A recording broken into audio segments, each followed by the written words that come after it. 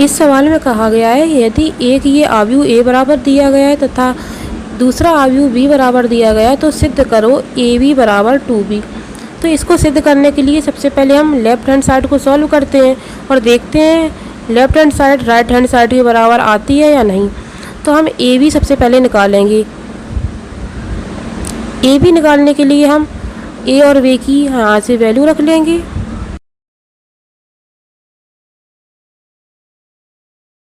इसके बाद में हम ए बी का गुणा कर लेंगे। तो इन दोनों आव्यूह का गुणा करने के लिए हम क्या करेंगे, इस वाली पंक्ति को उठाएंगे, उसका गुणा सभी कॉलम से करेंगे। तो ए बी बराबर हो जाएगा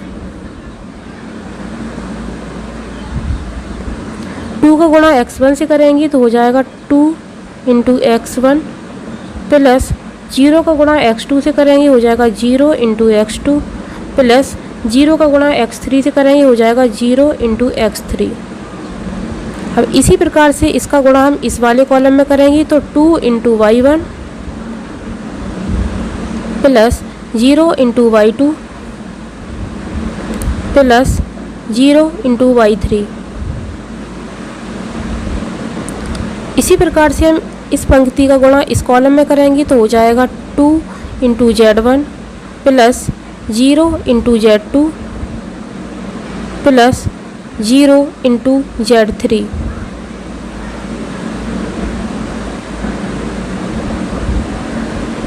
अब हम अगली पंक्ति उठाएंगे, उसका गुणा भी सभी कॉलम से करेंगे। तो इसका गुणा यहाँ होगा 0 into x1 plus 2 into x2 plus 0 into x3। अब इसका गुणा इसमें करेंगे तो हो जाएगा 0 into y1 plus 2 into y2 plus 0 into y3। इसी प्रकार से इसका गुणा इसमें करेंगे तो हो जाएगा 0 into z1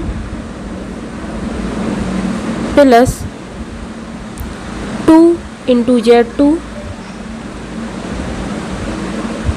plus 0 into z3। इसी प्रकार से इस वाली पंक्ति का गुणा सभी कॉलम में करेंगे तो हो जाएगा 0 into x1 plus 0 into x2 plus 2 into x3। अब इसका गुणा इसमें करेंगे तो हो जाएगा 0 into y1 plus 0 into y2 plus 2 into y3। इसी प्रकार से इसका गुणा हम इस वाले कॉलम में करेंगे हो जाएगा 0 into z1 plus 0 into z2 plus 2 into z3। इसे अब हम आगे सॉल्व कर लेंगे। तो सॉल्व करने पर हमें क्या प्राप्त होगा, ए बी बराबर यहाँ पर 2x1 हो जाएगा, ये दोनों टर्म 0 हो जाएंगे। यहाँ से 2y1 हो जाएगा, ये दोनों टर्म 0 हो जाएंगे। यहाँ से 2z1 हो जाएगा, ये दोनों टर्म 0 हो जाएंगे। इसी प्रकार से 0 इंटू x1 ये वाला टर्म 0 हो जाएगा, ये 0 इंटू x3 ये भी 0 हो जाएगा। यहाँ से बचेगा 2x2, यहाँ से 2y2 और यहाँ से 2z2, यहाँ से 2x3, यहाँ से 2y3 और यहाँ से 2z3।